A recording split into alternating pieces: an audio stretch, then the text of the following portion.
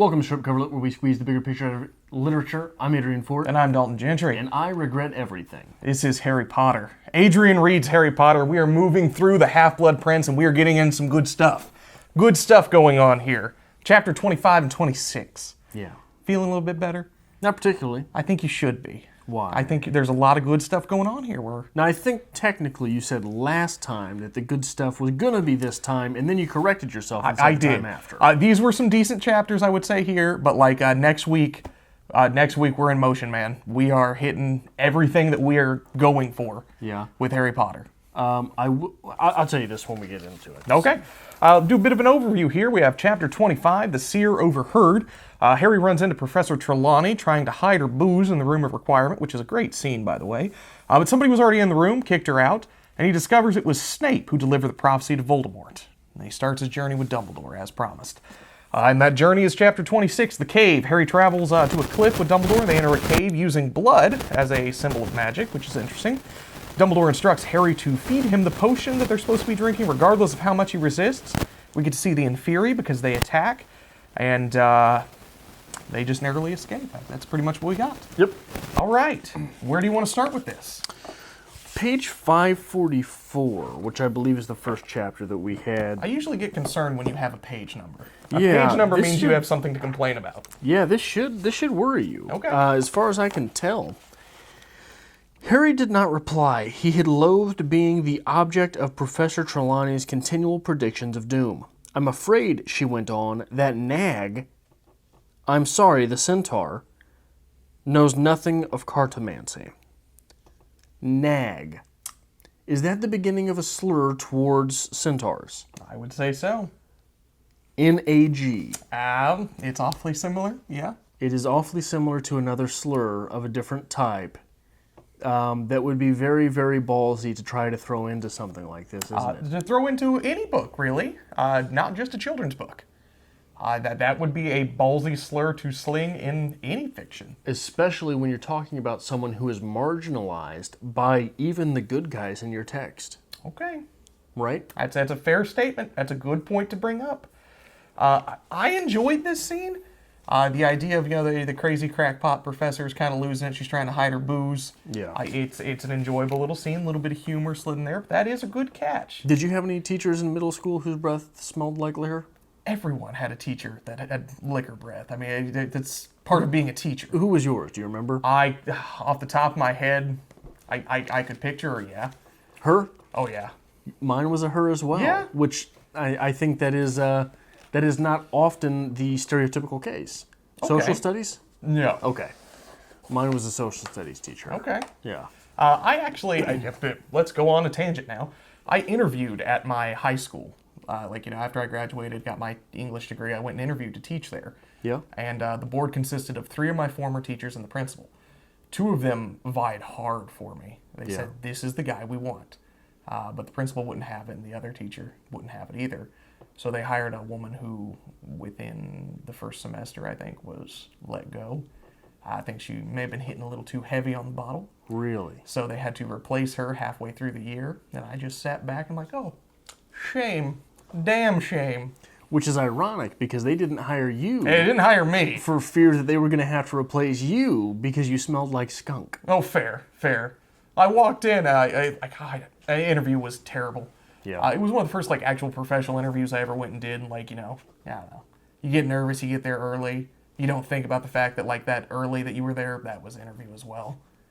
You were early, which is great, but the genuine general questions they were talking to you about, they were judging at that point. Well, and they're watching you while you're waiting. Yeah. If you watch me do anything, it's not good because I'm just going to town in my chair. Away. Hey, he looks like he's on meth. It ain't good. But anyway, let's get into Harry Potter a little bit here. Might not be good, but it is on par for where you're from. That's just fair. It's just fair. Usually goes unnoticed at that point. Yeah.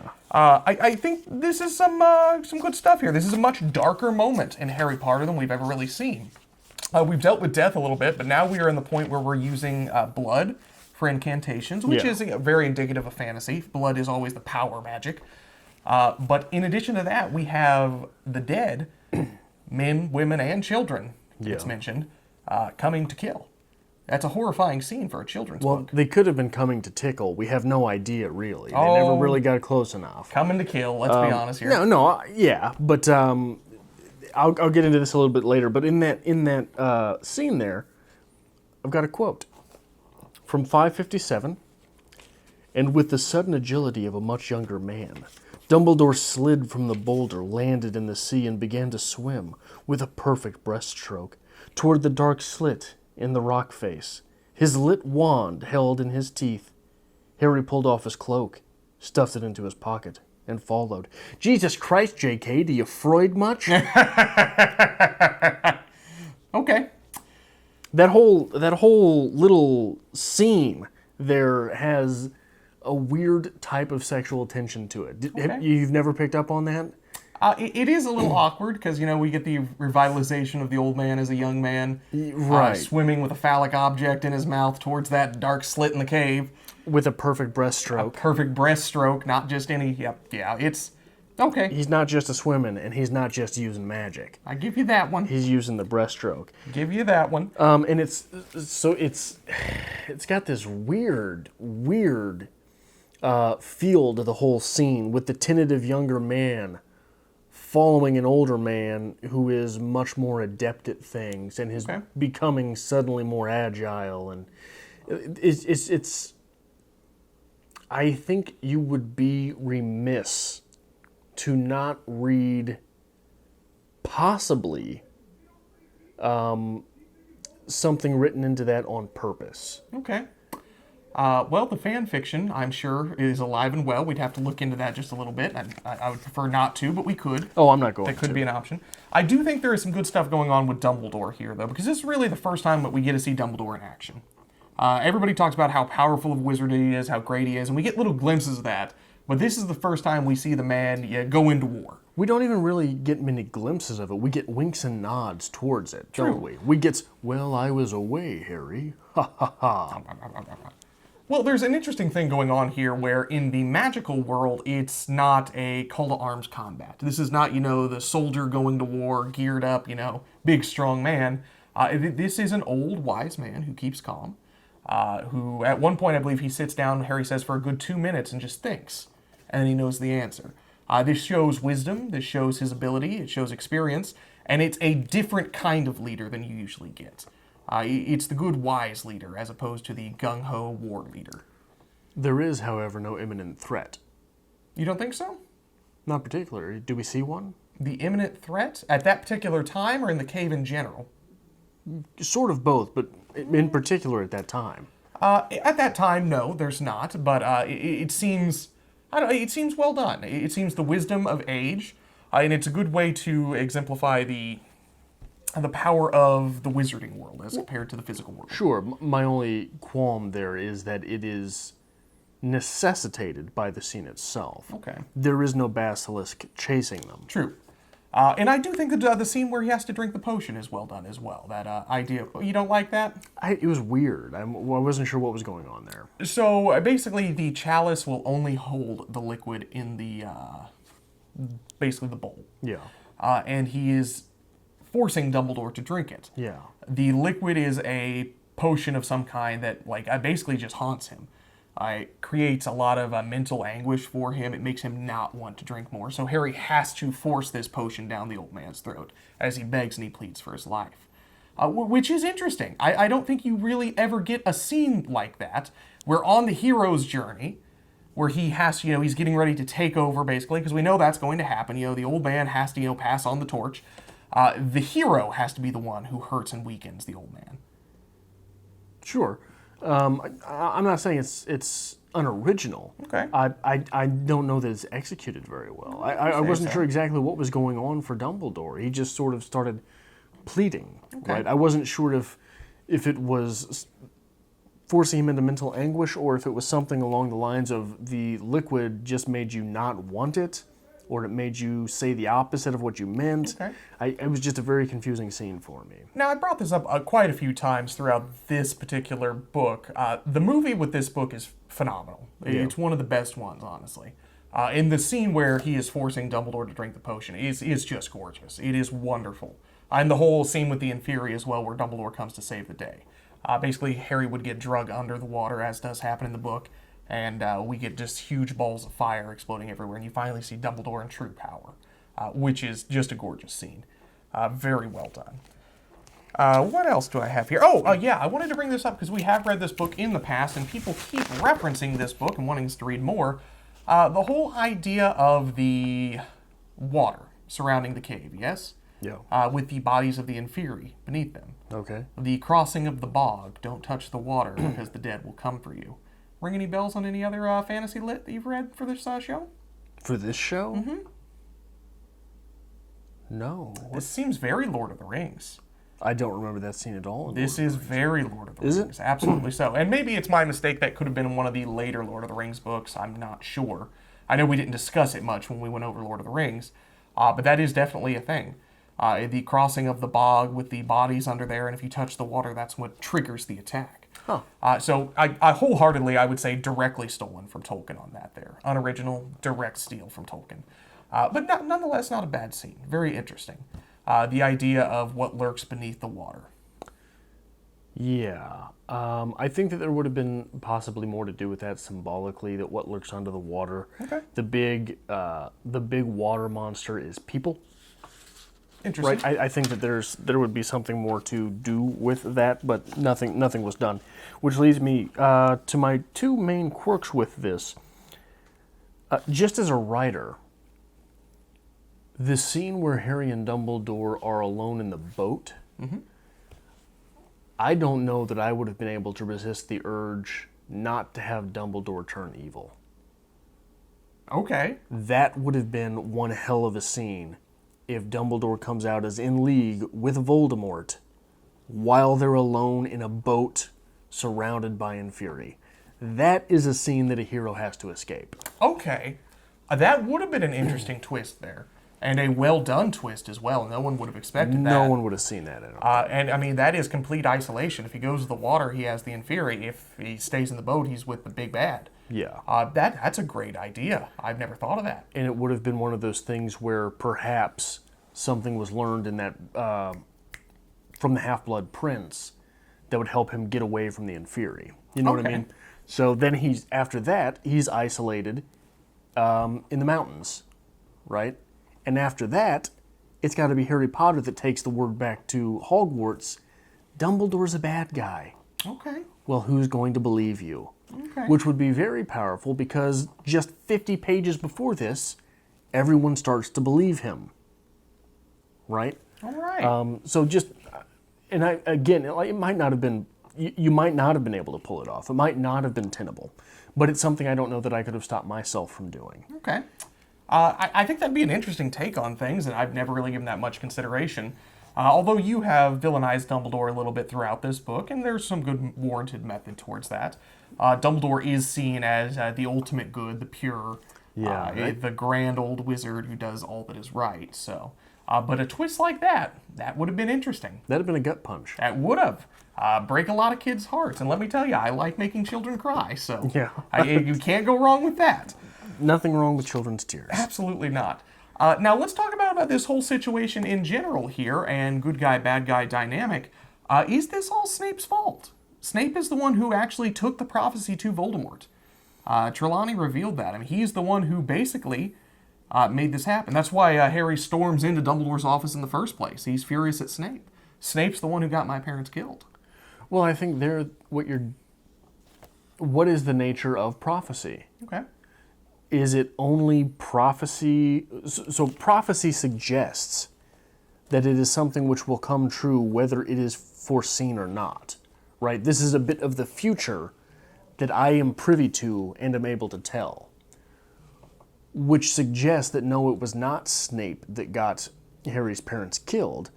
It was Snape that let it be known that Harry's parents were going to be killed. Okay. But if Trelawney is just a quack who's never had a real prophecy, then it was self-fulfilling. Okay. But was it even self-fulfilling then? Well, prophecy is an interesting thing to get into regardless. A lot goes into fate, it's very philosophical, it honestly is. Right. So it is hard to say there. But Harry has definitely built up that resentment towards Snape. That is coming to a head at this point. that boiling point with Snape. Yeah. So I think that dynamic's going to be very interesting here. As I always try to ask, where do you think we're going from this point? What do you think is coming next? People like to see the Adrian prediction of things. We still have to have the unveiling of the Half-Blood Prince, correct? Yes. We still have to have Snape dying, correct? If you believe that's what's going to happen. We still have to understand what it is that Drago is doing, correct? I would assume. And we're going to have some run-in with Moldavort because we're at that point where we have to. So I'm assuming that these are all going to come to a head at this, probably the same chapter. We've got 4 chapters left, something like that. I could probably count here while you continue to ramble. If there's 4 chapters left, 1 or 2 of those is a wrap-up chapter. So the next set of readings, we're probably going to have all of the important stuff come to a head. Okay. We'll lose at least Snape, which suggests that he's probably the Half-Blood Prince. We might lose Drago, or he might transform into some higher form of evil, like how Voldemort has cleaved off parts of his soul and become less human. Okay. Perhaps that happens to Drago. It would be interesting because that would make him a candidate to continue the series in the future, but I don't think that happens because we have finality here, right? J.K. is not writing other stories. She wrote the one play after this. She gave her blessing to the play. Oh. But as far as I know, there is no continuation. There is definitely no continuations for this, or if I don't believe there's any plan to continue. Okay. Let's be honest, in about 10 years, she's going to be like, oh yeah, money. Yeah. And she'll write another Harry Potter sure. book. And if she was intelligent, what she would do is, like I've said before in the series, she would do what George Lucas did and just license off characters for books. Yeah. That'll then be turned into movies. That's an interesting thing, because people would read the history of Minerva McGonagall.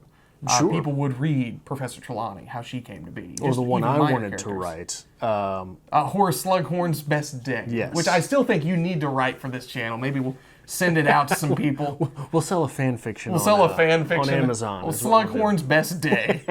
I just hope it's him just sitting around and like realizing he doesn't have to get up because all the snack cakes are in like arm's reach. It's just perfect. It's a great day. Well, he is Dalton, right? Hey, that's a good day. I literally got out of bed today and went straight to the couch and watched the football game. Like that has been my day today. Which is a sign that you are morphing a little bit more into me. It's terrifying. It's still TV, but it's football now. Like, yeah.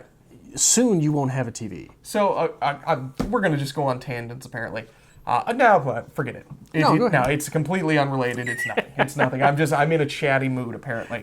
But no, I think we do have some good stuff developing here, and the next 2 chapters, like you said, are going to be the pinnacle of this book.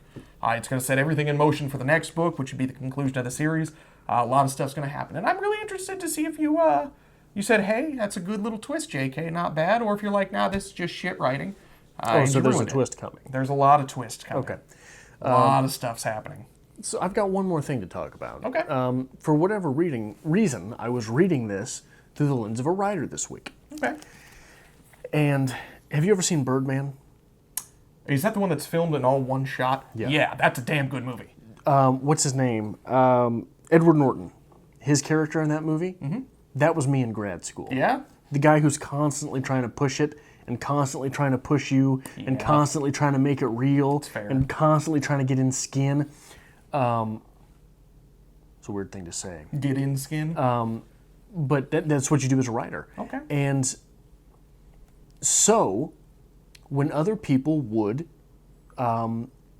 workshop their pieces, one of the things I was constantly trying to bring to people's attention is you're holding back.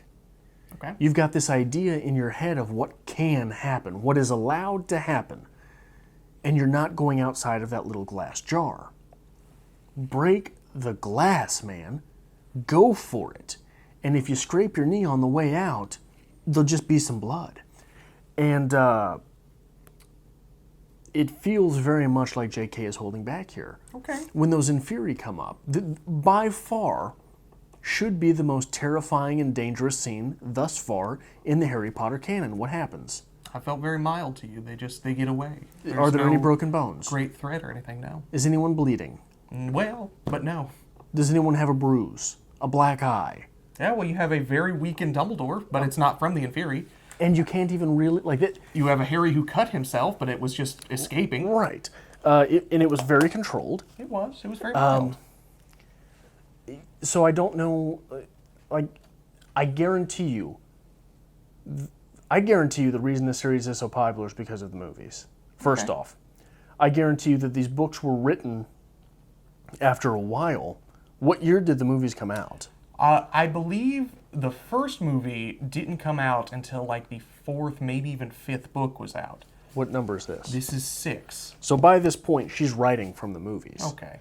She's writing with those characters in mind. But these books were insanely popular before the movies. The movies just put the icing on the cake. Oh yeah, no, I'm just saying that the reason this went supernova. Okay, that's fair. And I guarantee you get slack in the comments for that. That's fair. But I guarantee you that the reason you enjoy the movie so much is that even Hollywood, which it wasn't Hollywood, right? Because it was a British movie. But even Hollywood held back less than JK here. Okay. Is there some violence in this scene? Yeah. And there's a little bit of violence throughout this, but like you said, it is very mild. It's very tame. He starts using Sectum Sempra on the corpses, and it's even put on there. They're splitting open, but there's no blood because they're dead. I think we see that in here, don't we? Yeah, it's in the text. Yeah, but we don't see it. We don't see it. Okay. We don't see it. All right. JK has the tactile senses are gone. Okay. Right. She's not throwing any of that in here, and we have no real grasp on things. The weakened Dumbledore. The scene where they're leaving. Is Harry Potter carrying Dumbledore or not? No. Are you sure? No. Okay. The cut that Harry Potter has, that's how he opens the door. How did he get it? He said he scraped himself, basically. Where? No idea. On the way out. Not the Inferi. Not the Inferi grasping with these ice-cold, dead nails. Interesting. Right? I want you to keep this all in mind going into next week. I think next week we do get to see JK taking some risks, doing some things very differently. JK Unchained? JK Unchained. I think that's where we're going next week, and I hope maybe you're just a little impressed. I think it'd be nice after 3 years and 6 books, you're like, you know what? Not bad. I could admit it. Credit where credit is due. Absolutely admit it if that were the chance. 3,000 pages into this series. Something should have impressed me by now. Okay. We're going to get there next week, and I'm excited for it. We will be back next week with more Adrian Reads Harry Potter, chapters 27 and 28. This will be the Lightning Struck Castle, I believe it is. The Lightning Struck Tower. The Lightning Struck Tower.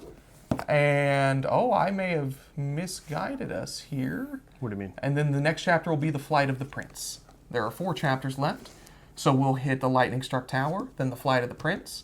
Then we'll do the last 2 chapters, and then we'll do our big conclusion for this book. And we'll move on to the last one. The end is in sight for you. The finish line's there. I don't know do we have to read it? Absolutely. The last We've made one? it this far, we can't quit If now. it doesn't get any better from here, I'm not reading the last one. We're rounding the bend. We are Rounding the bend. But we will be back next week. 4,000 pages in, we're rounding the bend. 4,000 pages in. If you like this kind of thing, make sure you hit the like button down below and subscribe to this channel as well. We do Adrian Reads Harry Potter every single week, in addition to a slew of other things. And if you would like to help us create more content like this on Strip Cover Lit, there is a link, as always, to our Patreon in the description below.